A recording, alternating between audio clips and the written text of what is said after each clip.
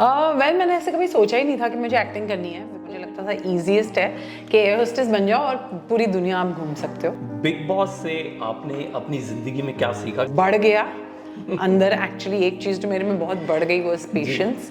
Rakesh ji has done a fantastic job. Just to walk and come back was not giving me the satisfaction frankly. Rahul Bhuchar does a fantastic job. कहते हैं कि reality show जो होते हैं वो scripted होते हैं, आप इससे कितने सहमत? तो मुझे नहीं पता था कि वैम्पायर्स कैसे होते हैं। अब कुछ नहीं करना चाहती हूँ मैं, किसी को कुछ नहीं दिखाना चाहती हूँ।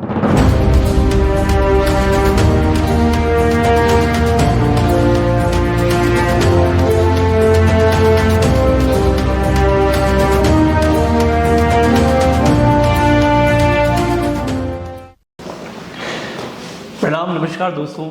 आज हमारे साथ में एक बेहद खास मेहमान हैं जो कि एक मल्टी टैलेंटेड एक्ट्रेस और कैप्टिवेटिंग एक्ट्रेस हैं, और आज हम बात करने जा रहे हैं उनकी जीवन, उनकी पर्सनालिटी के बारे में। कीश्वर मर्चेंट, अगर उनके बारे में बात करें तो कीश्वर मर्चेंट ने हमेशा स्क्रीन पर और थिएटर में अपने श्रोताओं को, अपने दर्शकों को हमेशा कुछ नया और कुछ खास दिया है। आज हम जानेंगे उनकी ज़िंदगी, उनकी पर्सनालिटी और उनके पैशन को। तो आइए स्वागत करते हैं कीश्वर मर्चेंट जी का। Thank you. Hello. Hi. Kishwer ma'am, मैं आपसे जानना चाहूँगा कि आपकी ज़िंदगी में कब आपने डिसीज़न लिया कि आपको एक्टिंग करनी है, क्योंकि हर इंसान के लिए ये बहुत मुश्किल होता है जब वो ऐसे स्टेज पे होता है। तो ज़िंदगी के एक मोड़ पर आकर के इंसान जो है सोचता है कि वो जो एक समय होता है जहाँ पर वो सोचता है कि मैं क्या करूँगा ज़िंदगी में, जहाँ डिसीज़न लेना बहुत मुश्किल होता है। तो ऐसे में आपने कैसे और कब ये ठाना कि आपको एक्टिंग करनी है? वेल मैंने ऐसे कभी सोचा ही नहीं था कि मुझे एक्टिंग करनी है, बिकॉज मुझे ट्रैवलिंग का इतना शौक था that I always wanted to become an air hostess. मुझे लगता था ईजीएस्ट है कि एयर होस्टेस बन जाओ और पूरी दुनिया आप घूम सकते हो। बट वैसा था नहीं, बिकॉज उसके लिए पढ़ाई बहुत करनी पड़ती थी और इतनी मेरे में पढ़ाई की कोई इंटरेस्ट नहीं था मुझे actually.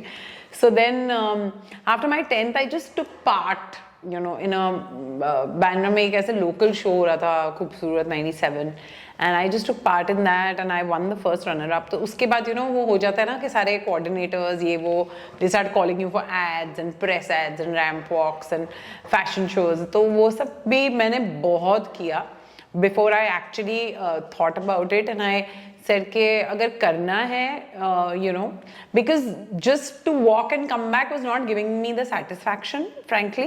So then I decided कि अगर करना ही है acting और actor अगर बनना ही है, इतना है, तो then I decided to do a full acting course. तो मैंने किशोर नमित कपूर से acting classes किए which only helped me because वो एक inhibition जो आपके अंदर होता है वो निकाल देता है। And I was basically a very introvert person. मैं इतना किसी से ऐसे कॉन्वर्जेशंस ये वो करती नहीं थी।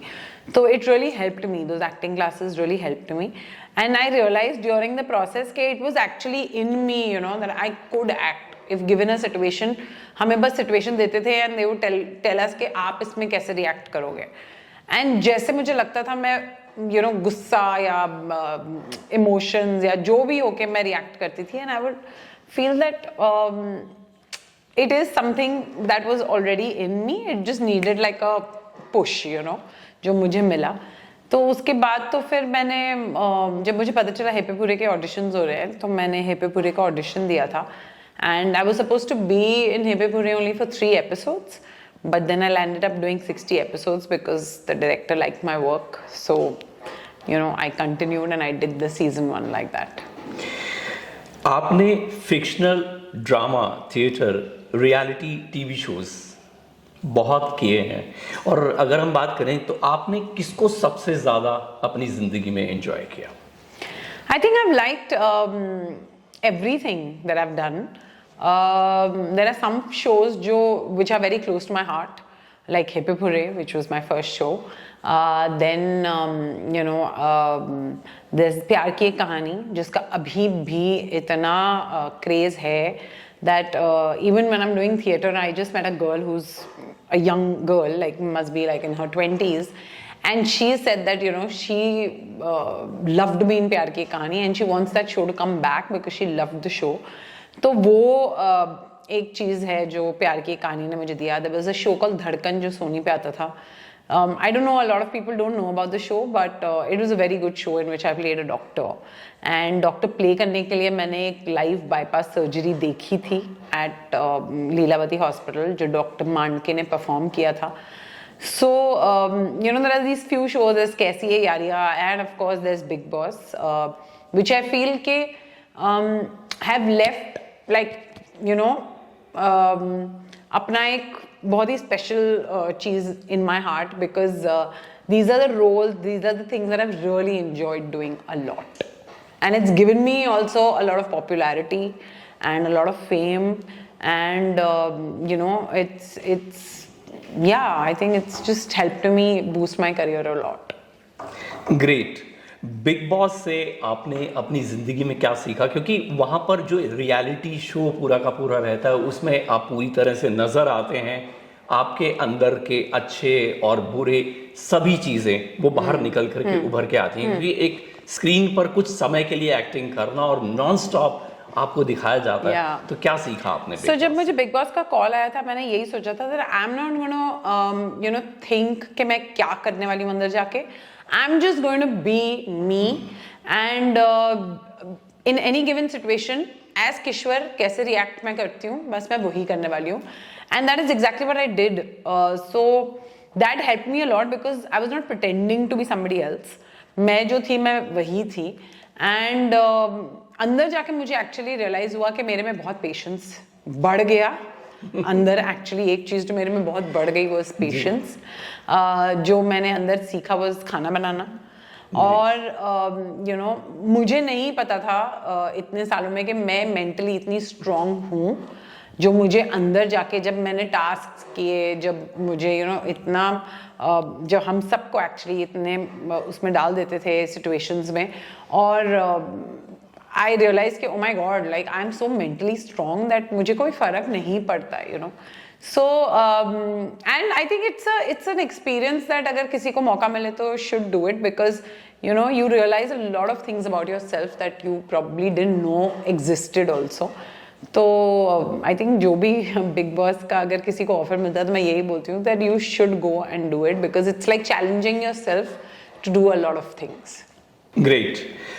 कहते हैं कि रियलिटी शो जो होते हैं वो स्क्रिप्टेड होते हैं, आप इससे कितने सहमत हैं? बिल्कुल सहमत नहीं हूँ. एटलीस्ट हमारे सीजन तक तो नहीं था. उसके बाद और उसके पहले क्या हुआ I have no idea, but it was totally not scripted. अगर स्क्रिप्टेड होता तो शायद मैं बाहर नहीं निकलती ऐसे. बट या it wasn't scripted. It was everything was happening in the moment. Everything जो हमने किया जैसे हम थे was in the moment of everything that was going on. Particularly जो challenges की बात करें, आपने बहुत सारे अलग अलग तरह के versatile किरदार निभाए हैं, बहुत तरह के roles किए हैं, तो उनमें कौन सा ऐसा सबसे challenging scene था जिसको आप यहाँ पर कहना चाहेंगे? Like I said, Dhadkan was a show in which I played a doctor, and that was pretty challenging also because at a very young age I was playing a doctor. So and उसमें यही सब था कि मतलब literally हमारे एक panel of doctors थे in our team जो हमें स्टिच करना, ओपन करना, वो पकड़ना, उनके इंस्ट्रूमेंट्स कैपेल ये वो सब पकड़ना सिखाया गया था हमें बाकायदा. तो वो was pretty challenging for me. And then when I played a vampire, तो उससे पहले मैंने कभी कोई वैम्पायर शो देखा नहीं था. Okay. तो मुझे नहीं पता था कि वैम्पायर्स कैसे होते हैं. But I think these two characters are something जो which are very close to me. Okay.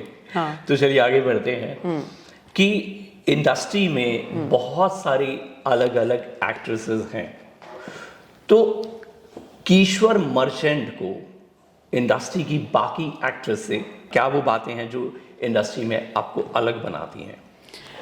I think अलग यही है कि मतलब जिस भी प्रोडक्शन हाउस के साथ मैंने काम किया है मैंने उनके साथ सिर्फ एक बार नहीं काफ़ी बार काम किया है. And they've always liked me probably मेरा नेचर या फिर just the way I am, maybe I'm just fun on the set. which probably I don't know, but शायद उनको लगता है. तो it's always that I've been repeated by my production houses. Like अभी मैं यहाँ पर Felicity Theatre में ही अगर आप देख लो तो मैंने इतने plays कर लिए हैं एक के बाद एक के and हर जगह टचवुड यही हुआ है आज तक कि you know मैंने किसी भी प्रोडक्शन हाउस के साथ सिर्फ एक शो नहीं किया है. I've always done like multiple shows with them. Social media platform पर आप बहुत ज़्यादा एक्टिव रहते हैं, तो कैसे आप बैलेंस बनाते हैं, खासतौर पे अपनी पर्सनल लाइफ को शेयर करते रहते हैं, तो पर्सनल लाइफ और सोशल मीडिया को कैसे बैलेंस कर पाते हैं? आई थिंक अभी तो मैं काफ़ी कम हूँ एक्टिव, मैं इतनी ज़्यादा नहीं हूँ, बट हाँ वो कभी कभी ऐसा होता है, एक फेज आता है वेरी लाइक कि अब कुछ नहीं करना चाहती हूँ, मैं किसी को कुछ नहीं दिखाना चाहती हूँ, किसी से मतलब you know I just want to be away. तो आई थिंक वो फेज चल रहा है इस वक्त. बट या I mean I do it because I like it. I like to be in touch with you know people who've given us so much love. तो उनको ये दिखाना कि हम कैसे हैं, क्या हम करते हैं, पूरा दिन का हमारा रूटीन क्या है, या मैं अपने बालों के लिए क्या यूज़ करती हूँ या स्किन के लिए. एंड अगर वो उनको थोड़ा भी हेल्प करता है तो you know I think for me that I just feel very good. And it all started off with you know Instagram पे ये जो छोटे छोटे ब्रांड्स थे पहले, जबकि ये कभी था ही नहीं जब जो आज होता है इतना कैंपेनिंग एंड स्टफ. तो तब वो छोटे ब्रांड्स मुझे कपड़े भेजते थे या बैग्स भेजते थे या जूते, जो भी उनका यू नो ब्रांड था या जो भी प्रोडक्ट्स वो लोग बनाते थे, जस्ट कि मैं उनके लिए कुछ पोस्ट कर दूँ ताकि उन्हें थोड़ा बिजनेस मिल जाए. एंड इस तरह से वो शुरू हुआ था. They used to send me, और मुझे ऐसा लगता था कि ठीक है यार, अगर मेरी वजह से यू नो किसी को थोड़ा सा बिजनेस अगर मिल जाता है, so it's good for me. I will get those blessings and for them that they will make some money और व्हाटएवर. तो उस तरह से ये शुरू हुआ था. And now it's become like a full fledged business on Instagram where people are you know there are influencers and there are actors also who are doing all this. So it's like बहुत सारे campaigns and stuff, and that's how it just goes on. अगर fashion sense की बात करें आपकी, तो आपकी fashion sense हमने हमेशा देखा है बिल्कुल अलग है, यूनिक है. तो उसको लेके क्या कहेंगे? Well, यूनिक और अलग का तो मुझे पता नहीं, but comfortable काफ़ी है, because that is what I believe in. I will not wear clothes that I'm not comfortable in, and at the same time, you know, it should look good on me. तो मतलब I am okay with wearing just loose pants with a loose T shirt also, as long as you know it's comfortable and it's stylish and makes me looks nice. पत्ते खुल गए में ऐसी कौन सी खासियत है जो कि ईश्वर मर्चेंट को यहाँ इस प्ले तक ले आई? आई थिंक द स्क्रिप्ट वो सबसे बड़ी खासियत है. Rakesh ji has done a fantastic job. He is the director and you know the writer of the play, Rakesh Bedi. So he is so good and he's done a fantastic job. मतलब एक ऐसी script है जिसमें इतना काम करने की ज़रूरत ही नहीं है. आप सिर्फ डायलॉग्स जो लिखे हैं अगर आप वही बोलोगे तो भी लोग हंसेंगे, you know, because it's written so well and every character is so well etched कि मतलब you know आपको कुछ करना ही नहीं है उसमें. मतलब आप बस ढल जाओ, जैसे राकेश जी आपको बता रहे हैं आप करो, and it's a hit like that. अगर फेलिसिटी थिएटर की बात करें, राहुल बुच्चर सर की बात करें, तो आप क्या अलग महसूस करते हैं? क्योंकि हमने देखा उनका जो योगदान है खास तौर पे थिएटर को लेकर के, और कमर्शियल थिएटर की अगर हम बात करें तो वो बहुत बखूबी निभा रहे हैं. क्या कहना चाहेंगे? Well, he is very good because I have never seen theatre like this. I've done theatre for so long. बीच में तो एकदम ठप हो गया था theatre. But now every time we come to Delhi, एक ही auditorium में you know to do repeatedly do the same shows and to still get a full house is something that is commendable, and I think Rahul Butcher does a fantastic job you know for it, of it, के मतलब he makes sure के उसके सारे seats भरे और लोग enjoy करके वापस जाए.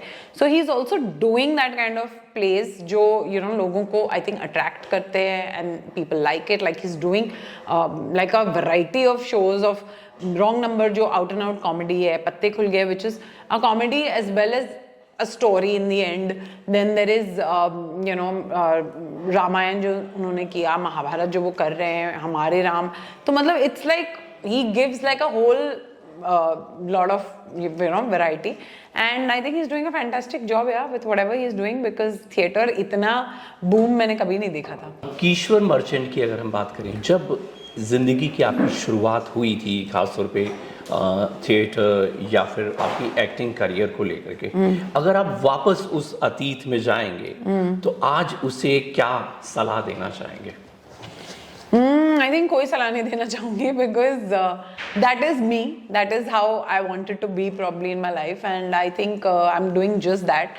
I am completely okay with not doing movies. There are times when I have rejected, saying कि नहीं, I don't think मैं रोल को सूट करूँगी. मुझे कितने माइथोस के लिए फ़ोन आते हैं, बट मैं मना कर देती हूँ, बिकॉज मुझे ऐसा लगता है कि मेरा फेस वैसा लगेगा ही नहीं जैसा द कैरेक्टर इज, तो मैं नहीं कर पाती हूँ. तो आई थिंक जैसी मैं हूँ मैं वैसी ही हूँ, और मैं शायद ऐसी ही रहती, तो कोई सलाह भी काम नहीं करती शायद. जी, अगर वुमेन्स प्रेजेंस की बात करें इंडियन टेलीविजन में, तो वो कैसे इवॉल्व हुई है, इसको लेके क्या कहेंगे? बीच में तो काफ़ी ऐसे रिग्रेसिव शोज बनते थे, बिकॉज जो हिपे पूरे वाला फेज था उसमें ऐसे शोज बनते थे जिसमें काफ़ी फॉरवर्ड थे हम.